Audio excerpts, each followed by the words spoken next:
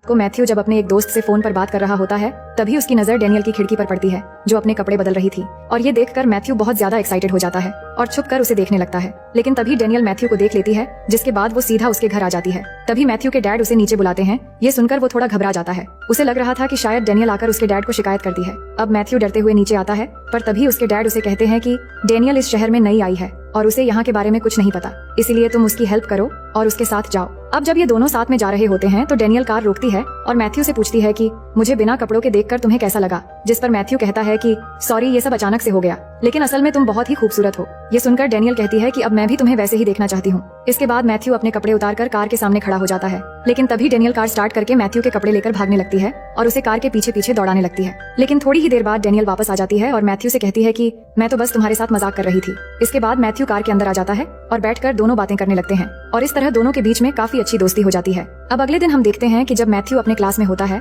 तो डेनियल वहाँ पर आकर उसे क्लास के बाहर बुलाती है, जिसके बाद दोनों वहाँ से चले जाते हैं और काफी अच्छे समय एक दूसरे के साथ बिताते हैं। फिर शाम को वो दोनों चुपके से किसी के स्विमिंग पूल में जाकर नहाने लगते हैं और दोनों वहाँ पर एक दूसरे के बहुत करीब आ जाते हैं और किस करने वाले होते हैं। पर तभी मैथ्यू को रियलाइज होता है कि ये पुल तो उसके प्रिंसिपल का है, इसलिए तुरंत दोनों वहाँ से भाग जाते हैं। इसके बाद वहाँ से दोनों मैथ्यू के फ्रेंड की एक पार्टी में जाते हैं जहाँ पर डेनियल को देखते ही मैथ्यू के सारे दोस्त बिल्कुल फ्लैट हो जाते हैं और वो डेनियल को इम्प्रेस करने की कोशिश में लग जाते हैं। लेकिन इस बार मैथ्यू ने डिसाइड कर लिया था कि वो डेनियल को ही अपना गर्लफ्रेंड बनाएगा, इसलिए वो डेनियल के पास जाता है और सबके सामने उसे किस करने लगता है। अब हम अगले दिन का सीन देखते हैं जहाँ डेनियल को किस करने के बाद मैथ्यू अंदर ही अंदर बहुत ही खुश हो रहा था। लेकिन तभी उसके पास उसका एक दोस्त आता है और उसे कहता है कि भाई तू जिसे अच्छी भली खूबसूरत लड़की समझ रहा था, असल में वो तो एक एडल्ट स्टार है, और उसे डेनियल की वो वाली वीडियोस दिखाने लगता है। और ये सब देखते ही मैथ्यू का दिल टूट जाता है और वो निराश होकर वहाँ से जाने लगता है। पर तभी उसका दोस्त उससे कहता है कि अगर ये कोई एडल्ट स्टार है तो क्या हुआ, तुझे तो इस चीज का फायदा उठाना चाहिए और तू जो चाहे उसके साथ वो कर सकता है। अब ये सब सुनकर मैथ्यू सीधा डेनियल के पास जाता है जहाँ वो उसकी माँ के साथ बैठकर उसकी बचपन की फोटोज देख रही थी और वहाँ जाकर मैथ्यू डेनियल को कहता है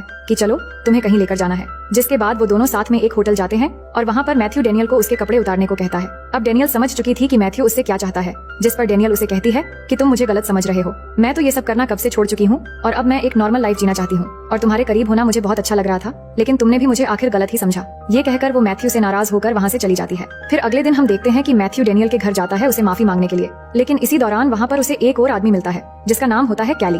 अब उसे देखकर मैथ्यू बाहर चला आता है। तभी कैली भी बाहर आ जाता है तो मैथ्यू उसे पूछता है कि तुम डेनियल को कैसे जानते हो, जिस पर कैली कहता है कि मैं डेनियल का प्रोड्यूसर हूँ और इसके साथ ही उसका एक्स बॉयफ्रेंड भी हूँ। फिर अगले दिन मैथ्यू जब कॉलेज जा रहा था तो वो देखता है कि वहाँ पर कैली लड़कियों के साथ फ्लर्ट कर रहा है। तभी कैली भी वहाँ पर मैथ्यू को देखता है और उन लड़कियों के सामने वो मैथ्यू की तारीफ करने लगता है। इसके बाद वहाँ से मैथ्यू कैली के साथ बैंक चला जाता है स्टूडेंट यूनियन की स्कॉलरशिप के पैसे जमा करने के लिए। अब बैंक जाने के बाद बैंक की कर्मचारी पूछती है ये कौन है, तो मैथ्यू बता देता है कि ये हमारे स्टूडेंट एडवाइजर है। अब अगले दिन हम डेनियल को देखते हैं जो कहीं जा रही होती है। तभी मैथ्यू वहाँ पर आता है और उसे पूछता है कि तुम कहाँ जा रही हो, तो डेनियल कहती है कि मैं कभी भी शायद खुद को बदल नहीं सकती और ना ही कभी एक नॉर्मल लाइफ जी सकती हूँ, इसलिए मैं कैली के साथ वापस लॉस वेगस चली जा रही हूँ। अब यहाँ पर मैथ्यू भी डेनियल से प्यार करने लगा था, इसलिए वो डिसाइड करता है कि वो डेनियल को वापस लेकर आएगा, जिसके बाद वो अपने दोस्तों को लेकर लॉस वेगस के लिए निकल पड़ता है। अब वहाँ पहुंचकर मैथ्यू और उसके दोस्त एक क्लब के अंदर जाते हैं जहाँ पर वो देखते हैं कि डेनियल आधे अधूरे कपड़ों में सबके सामने शो ऑफ कर रही थी, तो वो उसके पीछे जाकर उसे समझाने की कोशिश करता है कि तुम्हें ये सब करने की कोई जरूरत नहीं है। पर तभी वहाँ पर कैली आ जाता है और मैथ्यू को अपने साथ एक कमरे में ले जाकर उसे धमकाने लगता है और उसे धक्का भी मारता है और कहता है कि तुम डेनियल को काम करने से रोक क्यों रहे हो, यहाँ से चले जाओ और मेरे बिजनेस में टांग मत अड़ाओ। अब कैली के इतना धमकाने के बाद भी मैथ्यू वापस डेनियल के पास जाता है और उसे समझाता है कि तुम्हें ये सब नहीं करना चाहिए क्योंकि तुम इन सबसे बेटर लाइफ डिजर्व करती हो। ये कहकर वो अपने दोस्तों को लेकर वहाँ से चला आता है। फिर अगले दिन हम देखते हैं कि जब मैथ्यू अपने घर पर होता है तो वहाँ पर डेनियल उसे उसके कॉलेज के लिए लेने आती है। फिर कॉलेज जाते वक्त मैथ्यू डेनियल को अपने साथ पार्टी पर जाने के लिए पूछता है, जिस पर डेनियल भी उसे हाँ कर देती है। फिर हम मैथ्यू को क्लास के अंदर देखते हैं जहाँ आज उसके लिए बहुत ही इंपॉर्टेंट दिन था, क्योंकि अगर आज उसने स्कॉलरशिप के एग्जाम को पास कर लिया तो वो हायर स्टडीज के लिए एक बड़े कॉलेज में जा सकता है। पर तभी एग्जाम के दौरान कैली वहाँ पर आ जाता है और मैथ्यू को उठाकर वहाँ से ले जाता है, क्योंकि मैथ्यू ने डेनियल को यहाँ आने पर मजबूर किया है और उसका नुकसान करवा दिया है। इसके बाद कैली उसे गाड़ी से ले जाकर एक जगह पर बंद करके उसे बुरी तरह मारता है और अपनी सारी भड़ास निकालने के बाद वो मैथ्यू को ड्रग्स देता है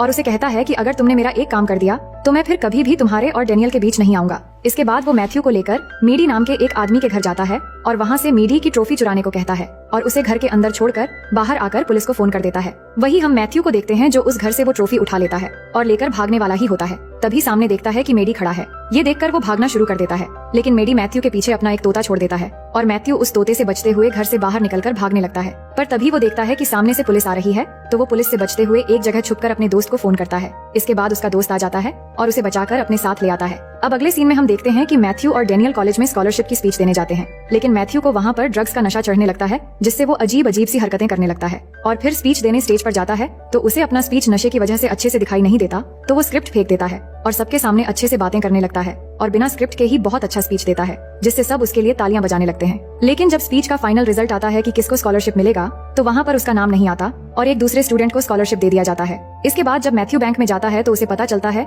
कि उसने स्टूडेंट्स के लिए जो $25,000 का फंड जमा किया था, वो कैली ने वहाँ से स्टूडेंट एडवाइजर बनकर निकाल लिया। अब ये सुनते ही मैथ्यू शॉक्ड हो जाता है और घर आकर ये बात डेनियल और अपने दोस्तों को बता देता है, जिसके बाद ये सभी मिलकर कैली को सबक सिखाने का एक प्लान बनाते हैं। इसके बाद मैथ्यू और डेनियल दोनों मेडी के पास जाते हैं, जो कि कैली की तरह ही एक एडल्ट प्रोड्यूसर था। वहाँ जाकर मैथ्यू मेडी को सारी बातें बताता है और उसकी ट्रॉफी भी उसे वापस कर देता है। फिर वो मेडी से कहता है कि अगर आप हमें $25,000 दोगे तो हम आपको दुनिया की सबसे बेस्ट वो वाली वीडियो बनाकर देंगे। अब ये सुनते ही मेडी खुश हो जाता है और वो उनको पैसे देने के लिए तैयार हो जाता है। अब इसके बाद सभी लोग मिलकर वीडियो बनाने में लग जाते हैं, जहाँ पर डेनियल भी अपने कुछ पुराने दोस्तों को बुला लेती है, जो कि उसी की तरह एक एडल्ट स्टार थे।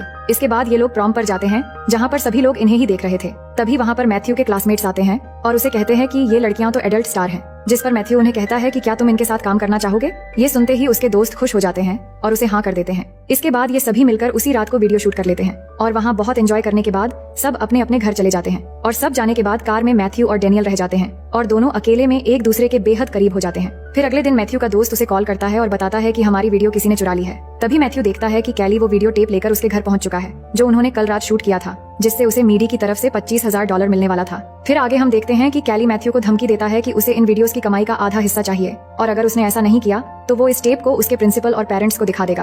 पर मैथ्यू उसे मना कर देता है और तभी कैली जाकर वो टेप सबको दिखा देता है। लेकिन जब वीडियो स्टार्ट होती है तो हम देखते हैं कि उसमें तो बस एक एजुकेशन की क्लास होती है, जिसको देखकर सभी लोग मैथ्यू की बहुत तारीफ करते हैं और फिर इस टेप को ऑफिशियली रिलीज कर दिया जाता है। इसके बाद देखते ही देखते ये टेप बेस्ट सेलर बन जाती है और मैथ्यू के पास बहुत पैसे आ जाते हैं, जिससे वो अपने यूनिवर्सिटी की फीस भी भर देता है और वो स्टूडेंट को स्कॉलरशिप का $25,000 भी दे देता है और फिर कैली को भी सभी स्टूडेंट के एडवाइजर बना देता है, जिससे दोनों के बीच में दोस्ती हो जाती है। इसके बाद मैथ्यू बाकी के बचे हुए पैसों से अपने लिए एक शानदार कार खरीदता है और आखिर में हम देखते हैं कि मैथ्यू और डेनियल भी अब एक साथ मिल गए हैं और दोनों खुशी खुशी रहने लगे हैं। और इसी खुशी के साथ इस कहानी का यहीं पर द एंड हो जाता है।